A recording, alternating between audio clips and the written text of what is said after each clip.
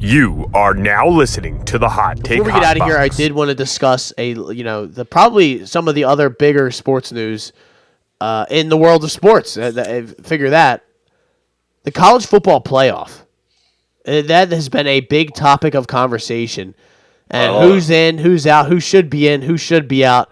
I think the automatic locks were Michigan and Washington. You couldn't, no matter what, do whatever you wanted to take them out. It just they earned their spot, they earned the right to be there, and they got in. The other two teams, I think it was 3 battling for 2 spots, it seemed, or maybe 4 battling for 2 spots. What was the order? Was it Texas, Alabama? Texas, Bama. So I always say, so it wound up being Michigan, Washington, Texas, Alabama. And I think they got it right, Ty. I know Florida State thinks they should be there, and they off merit, they did deserve to be there, but they got screwed. And that's just kind of how things go sometimes. And you know what really screwed them was Jordan Travis's ankle dangling from its usual home against Northern Alabama on senior night. And that was crazy and fucking sad. That was the end. That was it. It's I really don't think that there's any way they could have put Florida State in there and had a good game against whoever was left in there. And I know they earned the right to be there. I know that's the fucked up part about this is they won all the games and they earned the right to be there. But if you look at it right now and what's going on, and you can put all of it together, merit and resume and everything. They are not one of the best 4 teams left in college football right now. No, it's hard because I feel bad. It's a pretty deep year. It's the last year, so it's not going to matter ever again, right? It sucks. They go undefeated, they win the championship, they beat some good teams, smoked LSU week 1. That win looked good all year. They probably should have lost to Clemson, probably should have lost to Boston College, one of those teams, but they smoked Duke, beat Miami, beat Florida, beat their rivals, right? Beat Louisville, but at the end of the day, the team that you put any stat, any number up in the FSU category, you got to kind of put an asterisk next to it because they don't have George Travis anymore. About 220 yards in the last 2 games each. That's not going to cut it, man. The thing that the committee and that the people in general that are in charge of these things that they're trying to eliminate, the thing they're trying to eliminate is these semifinal blowouts, 56-7, 61-10, 35-10. It keeps happening every single year, right? Yeah. The championship's good, but the semifinals games suck.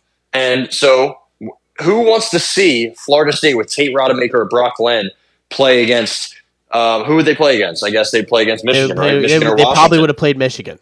They'd probably score 3 points against Michigan, and they'd probably give up 34. Their defense is still pretty salty. They had a really good defense. That's the thing. Yeah, their defense is still pretty salty, but when the offense can't do anything, anything, they have some decent weapons. Shout out to Lawrence Toafili from St. Pete High. They just can't pass the ball. They have 2 inexperienced, young backup quarterbacks. A lot of teams, do, but some teams have a quality backup. They just don't, and I don't think you can justify putting them in the top 4. Without their quarterback. That is the most important position, and that's their best player. Yeah. And they have the biggest drop-off from starter to backup is probably them. Tate Rodemaker is not ready. He looked like he didn't do shit against Florida, and Florida's a bad team. He was 12 of 25 for 134 yards. That's terrible. If that's what he's doing against Florida, what's he going to do against Michigan, right? What's he going to do against Washington? They don't have a great defense, but they have some playmakers, and Brock Glenn, 8 of 21, 55 yards against Louisville. Louisville's not that good of a team. I know they're 10-3. I know they're ranked, but they just lost to Kentucky. They lost, I think, on the road. They got smoked on the road against 3-9 Pitt. Yep. That's not a good team. It's a team that's outperforming expectations with a first-year coach. He brought his QB over, and Jack Plummer, he played dog shit against FSU. 16 points, 16-6, and 24-15, back-to-back weeks against 2 bad teams. Nobody wants to see them in the playoff. I'm sorry. It's not their fault. They did everything they could, right? They won even without their quarterback twice. But, I don't see how you can – I get it. They did all the things, but the committee factors in injuries. It's something they've said. Yeah. And they just couldn't get in. They just couldn't. I'm sorry. It's a deep year. It's the last year of the 4 teams. honestly, I'd rather have seen Ohio State and Georgia in over Florida State.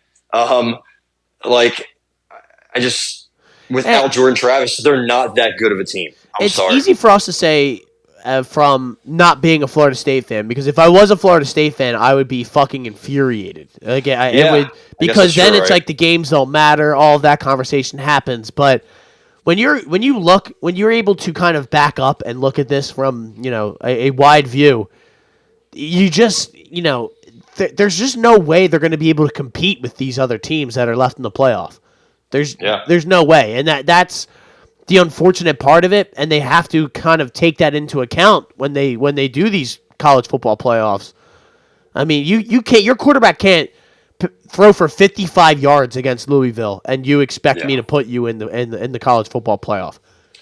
Yeah. So what happens when we see you against Washington or Michigan and you lose 34-3 and everyone's like, oh, another year with a bad semifinal game. We shouldn't have put this team in if their quarterback was hurt. That's what the narrative would have been, and everybody would have hated the committee for putting FSU in after the fact, right? Yeah. And I see everybody trying to, like, Booker McFarland just saying, oh, this is pathetic, embarrassing to the sport. It's like, bro, let's calm down, okay? I get you're a former player, and, the player, it's not the player's fault. Like, they did everything they could. Jared Verse and Braden Fisk should be playing in a college football playoff. Same with Keon Coleman. These guys deserved it, but that there's other deserving teams, right? I mean, you could argue Georgia's more deserving than Florida State, even with a loss, because they were the best team all year, and then they'll lose by 3 to Bama. Like, Ohio State too. They lost by 3 to Michigan. So it sucks. It really does. Would Florida State have beaten Georgia or Alabama on Saturday? No, fuck no. No, so there you go. Would Florida State beat LSU without Jordan Travis? No. Would they beat Notre Dame without Jordan Travis? Like that is a bad team that almost okay. Is that too far? I mean, they almost lost to Florida. The Florida game was close all game. The Louisville game was close for most of that game until the very end. Like, I don't know, man. If Jack Plummer just figured it out, I think Louisville could have got it done. Jawar Jordan got shut down, so that it shows you how good FSU's defense is. But even Coach Prime shading FSU, saying that they didn't deserve to be in. He hates Florida State, though. He does. I guess they hate him, but also he's not wrong. So, also apparently this is crazy. Deion Sanders' wife is in the transfer portal, so shout out to that. What? Yeah. Is she getting a divorce? Or she just put herself in the transfer portal? Okay. She is. I saw a report on Twitter. It said that they're getting a divorce, and somebody said, "Damn, even his wife's in the transfer portal." That's wild. That's wild. And she's she's got luggage, and she's bringing luggage with her, and it's Louis. All right, so Coach Prime winning Sportsman of the Year after going 4-8 is wild. Absolutely, that is wild. Sports Illustrated. I used to look up to them, so I don't know what's going on with them lately. I don't know anybody who even works for SI anymore. So that goes to show you where they are. They're heading towards the Deadspin area, which is no longer existing. So did you so in this, did you see Michigan and or Michigan's like fans or their boosters or whatever when they heard that they're playing Bama, the disgusted oh no, like kaboo, like listen, I'd rather play Florida State too. I'm hell yeah.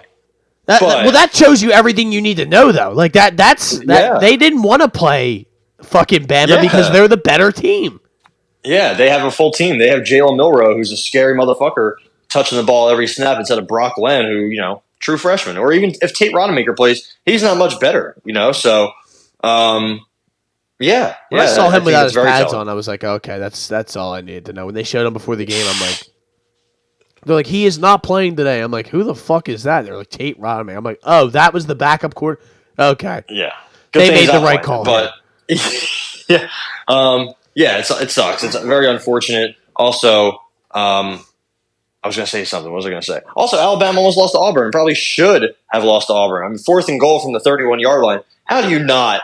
I mean, Jesus Christ. But anyway, I think Michigan. It's gonna be a good game. I think these semifinals games are going to be good. I know, there's probably going to be one blowout. However, also, hey. LSU playing in Tampa, baby. Let's fucking go. Are you going? I get to finally, it's going to be on New Year's Day. It's going to be at noon. So that's going to be a struggle to get out to old Ray J. God knows how much an Uber is going to be, but I will be there. I will be there no matter what, is what I will say. Love that. Shout out to Mbappe. If I had to pick the playoff on the spot right now, I mean, -1.5 for Michigan, -122. I would probably still take Michigan. I think they'll be able to just dominate the line of scrimmage. But they lost one of their big offensive linemen in that Ohio State game, and they took care of business against Iowa. But Alabama's a whole different animal. And then Texas is a 4.5-point favorite against Washington. People couldn't believe that Iowa was predicted to not score a single offensive touchdown or even really a point on some books. People were like, "Oh, all they got to do is score. How hard could that be?" I'm like, "Bro, you haven't watched Iowa this year. Yeah, they can't fucking score." And people were just, "Oh, no, it's a long game, and Michigan, they're not that good." I'm like, "All right, well, you bet on Iowa to score some points and see what happens." And they get shut out. So there you go. Deacon Hill. Have you seen their quarterback, by the way? Yeah, he big boy. Yeah, unit.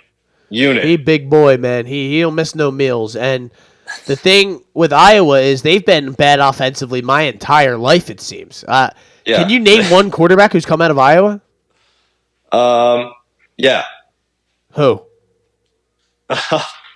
Fuck's his name? He's in the league now. Is he? I'm probably tripping then. I don't know.